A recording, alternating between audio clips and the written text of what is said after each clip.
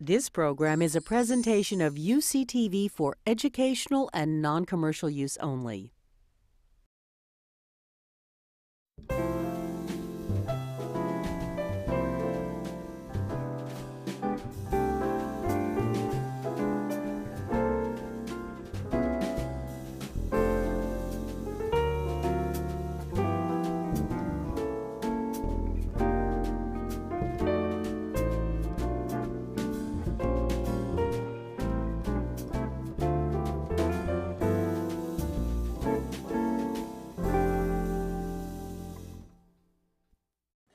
Welcome to our 14th annual Writers' Symposium by the Sea at Point Loma Nazarene University. I'm Dean Nelson on the journalism faculty at the university, and today we have the privilege of having Dr. Pauline Chen with us. Her book, Final Exam, A Surgeon's Reflections on Mortality, was a New York Times bestseller. She was trained in medicine at Harvard, Northwestern, Yale, the National Cancer Institute, and UCLA, where she was voted Physician of the Year. She lives in the Boston area now, works as a liver transplant surgeon, and writes the doctor and patient column for the NewYorkTimes.com. Dr. Chen, welcome to our symposium. Thank you, Dean.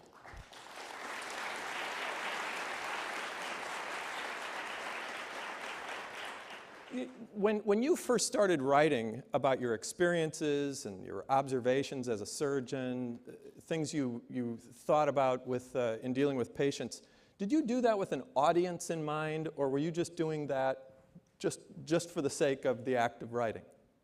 That's a very good question. Well, they get better. We go up from here, Pauline. Okay, the warm-up. You know, it's interesting. When I first started writing, it sort of just happened. You know, it's interesting. I've always been drawn to writing. I remember very clearly being about 6 years old and wanting desperately to learn how to write words so that I could put stories down on paper. And I wrote in high school. I was on the school newspaper. And enjoyed writing papers in college. Always knew that I would probably do better in those classes that required papers than classes that required tests, which is why it's sort of amazing that I'm in medicine. It is. But then when I was in medical school and throughout residency, I really, I didn't write very much at all, other than medical stuff. I was just too busy. If I had any time at all, I chose to sleep or eat. But I remember that as soon as my training was finished, almost to the day, probably, so as soon as I had a little more time, I found myself drawn again to writing. And I began writing these short stories, fiction. And I have to say, I think I wrote for myself, or just to write, for the act of writing. So you weren't thinking about connecting with an audience, you were just thinking about getting this out. Yeah, it was sort of, it was almost obsessive. I remember that I would stop by the nurse's station and I'd get blank pieces of progress note paper and I'd start writing stories. Or I would go on procurements for organs, because that was part of my job. And I would, you know, we'd be flying in helicopters to these hospitals, and I would sit there in the middle of the night and these ideas would come up. And then I'd get to the hospital, I'd run to the locker rooms so that no one would see me, because it was a little obsessive. And I would start jotting down ideas. So I think it wasn't really for anybody. It was because it had to come out. Why do you think that was so important? I mean, you've been surrounded, your whole professional life, you've been surrounded by grief and death and awful, awful things, and that has driven this desire then to say something. What do you think that's about? You know, I think it goes back to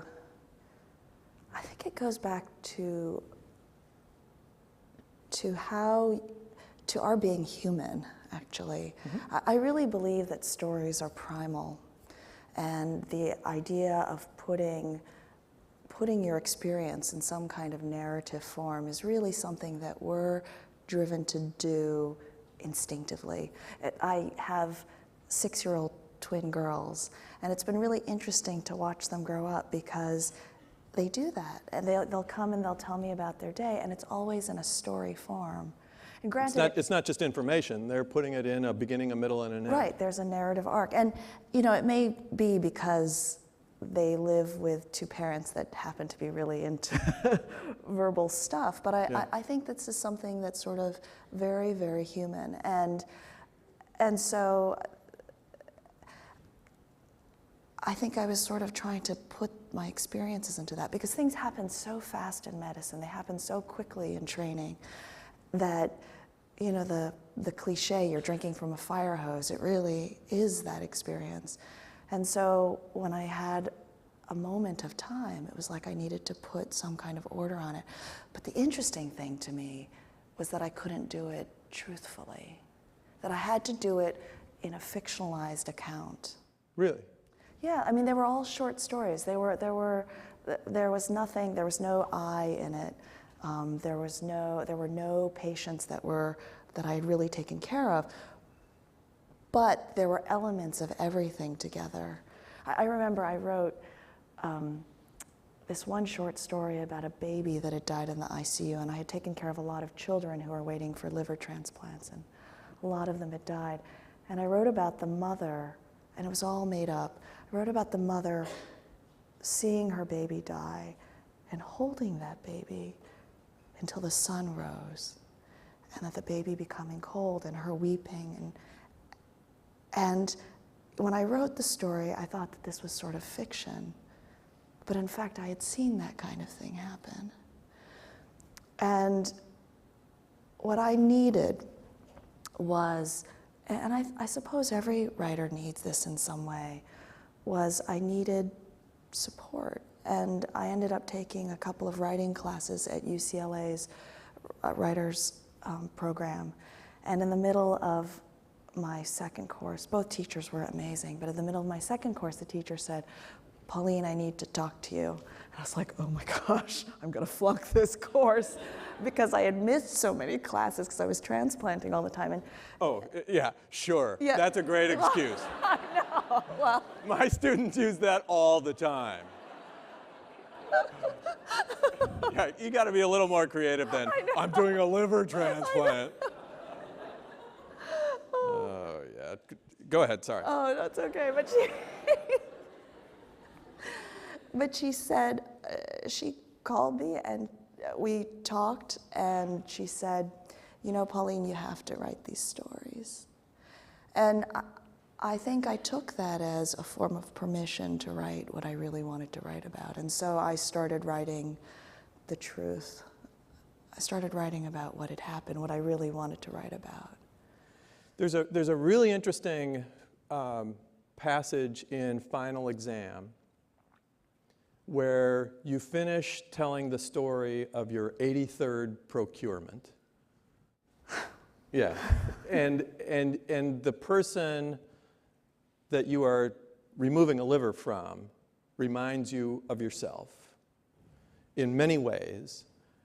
And you tell this very, very gripping story, but it wasn't that story that really reached me. What reached me was the very next sentence after that, which said, "Soon after that, I began to write." So I want to know, what was it about that incident where you faced what looked like your own mortality there that drove you to telling these stories? I assume those two things were related. Yes, they were. Although I've never really thought how they were related. I mean, when I wrote that second sentence, that sentence, it was because that was the way the timing worked. I suppose, this woman, the 83rd Procurement, was an Asian American woman who looked like me on the table. And by then, most operations, there's a rhythm to it. It's like learning to drive a car. You learn the basics and you sort of feel comfortable with the steps, although every person is slightly different and challenging in their own way. And so I went into that operation fully sort of expecting to do the operation and to bring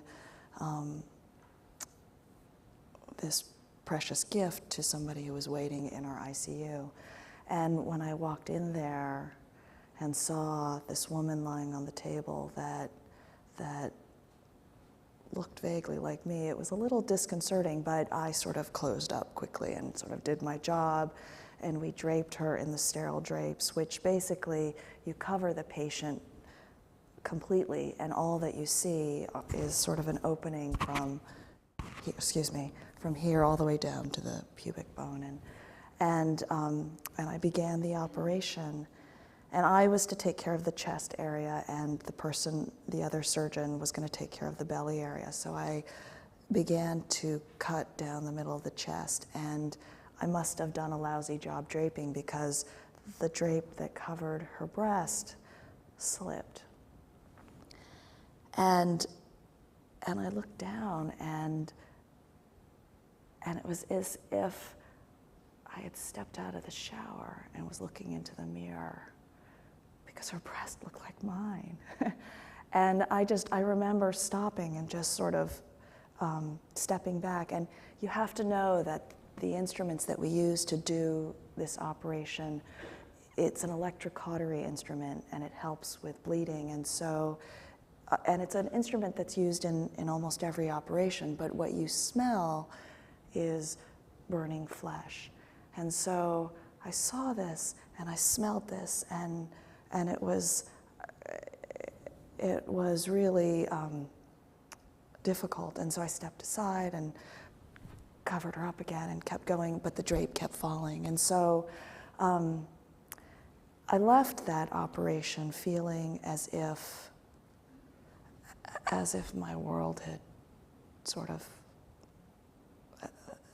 it was like looking at myself and thinking about my own mortality. And I had never had to do that so directly before. But I didn't really understand it. I didn't think about, oh, this is my own mortality, I'm looking at myself. All I did was feel it. And I felt it intense. I smelled it. It was just all my senses were involved. And I suppose I began to write because it was such a powerful moment that I had to understand it in some way. And what was fascinating for me in writing that section of the book, that narrative, was that I wrote it because it was a recurring thought. I kept thinking about this woman. She kept coming back to mind. And so I felt like I had to write about it. But it wasn't until after I wrote about it that I understood it. And so I think that's This goes back to your point that stories are primal. This is how we understand the world. This is how we understand ourselves. This is how we understand our mortality. It is through story. And I think you proved it, and that's what caught me so much by that very next sentence, that you go right into writing from this facing your own mortality. facing my end. Yeah, I hadn't really. Thank you, Dean. Oh, yeah. You don't. No extra charge. I'm also remembering, after you took some of these writing classes, you said that you reread some of your stories afterwards, and you were disturbed by what you had become. What does that mean? Oh.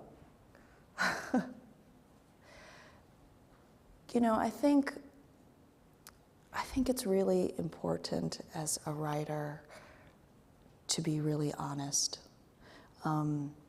First of all, I think your readers are smart. They know when you're not being honest. But I think that's really, really important. And so in writing these stories, I was as honest as I could be about myself. And that meant being pretty honest about how I had taken care of patients, how I had changed over time. You know, I went into medicine like almost everybody who goes into medicine is. I wanted to help people, and I really wanted to do that. But in that amazing training process, I changed as much as anybody changes in ways that that were pretty awful. And the writing allowed me to see that and to face that in myself. It was hard. You know, my husband, when I write, you know, sometimes I'll talk to him and I'll say, this is really so hard. Or, you know, and this is, I mean, I cry in front of the computer a lot. I mean, I go through this really emotional sort of thing. And so I'll tell him this is really hard. And he said, you know, Pauline, if it's really hard, it's got to be good. So if you were just sitting there just banging it right out, yeah, then maybe not so good. Yeah. Is there a correlation there? Yeah. Yes. So now that you're doing this on a regular basis, you have a weekly column for the NewYorkTimes.com. You're working on other stuff. How do you keep notes? Richard Seltzer, the great doctor, writer, keeps, or what he used to say was he kept 3x5 cards in his lab coat. And so after he'd visit a patient, he'd go out into the hallway and just jot down some notes, come back into the office on Saturday, spread those 3x5 cards out on his desk and say, who wants to be a story today? Well, how do you work? That's not a bad method, by the way. I know, I'm trying to keep notes. I'm not so organized. You know, for a while I tried to be more organized in that way. Like I carried around a notebook and tried to take notes, but then I'd lose the notebooks or misplace them, or my kids would get a hold of them and start drawing pictures and tearing out pages. And so I'm not that good. I do, you know, occasionally I'll put notes into my computer, but really how I find the stories is I sort of think about what comes to mind and what people do I keep thinking about. Because I think one of the questions that I try to answer when I'm writing is, why do I keep thinking about them? There's some reason that their story keeps coming to mind. And often it has to do, I mean, it's sort of like dreams, I think.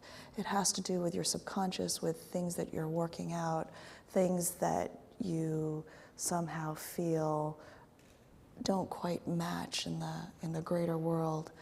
And so I think that is usually how I do it. I figure out what comes to mind and why I keep thinking about it.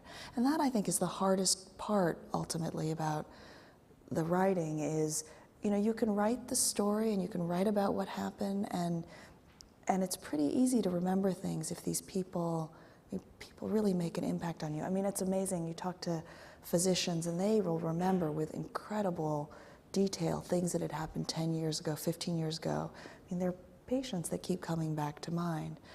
So it's easy to get all of that stuff down, but what's hard is to figure out why you keep thinking about it, why you can't forget it. You're just such an interesting mix between this mysterious world and this very scientific world. And here's a great sentence of yours. Stories or narratives seem antithetical to today's emphasis on evidence-based clinical practice. Stories offer no statistical power, no data to repeat and confirm, but what narratives have over all other forms of research is the ability to get to the heart of the experience. That's what you're talking about. Yes. Okay, here's my other favorite Pauline Chen line. And I'm wondering, did this just flow out of you, or did you have to work at this? This is your description of a perfect liver. This is awesome. Trust me, you're going to love this. A perfect liver on ice has a nearly radiant sheen, a wet brown anterior so flawless that it reflects light. The broad, curved surfaces meet in sharp juxtaposition at the periphery, creating fine edges that would slice your fingertips if they were made of steel, not hepatocytes. That could be a sonnet. That's just an awesome, I'm serious, that's an awesome sentence. Now, did you work at that, or did you just see a liver and say, this is what a liver looks like? You know, Dean, part of my business is knowing what's a good liver and what's a bad liver. Because True. when you get a liver for a patient, you need to know. And so you learn how to identify livers that will work well and livers that won't. And that, you know, and what amazes me is that livers that won't work are ugly. You know, they're ugly. Really? It's You as can if tell. You can look at a liver and say, you would no. look at, no, you don't have to be a liver person to know. You would look at it and you'd say, that's ugly. And then, but beautiful ones, I mean, ones that were beautiful. So I think, you know, it sort of came from the subject.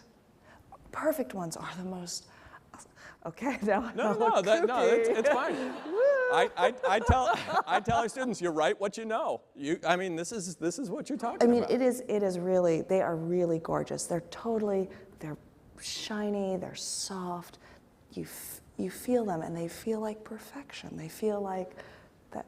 No, this is awesome. This is awesome. These are sounds of awe. Yeah, and then ones that are bad, like a cirrhotic liver. I mean, they're scarring.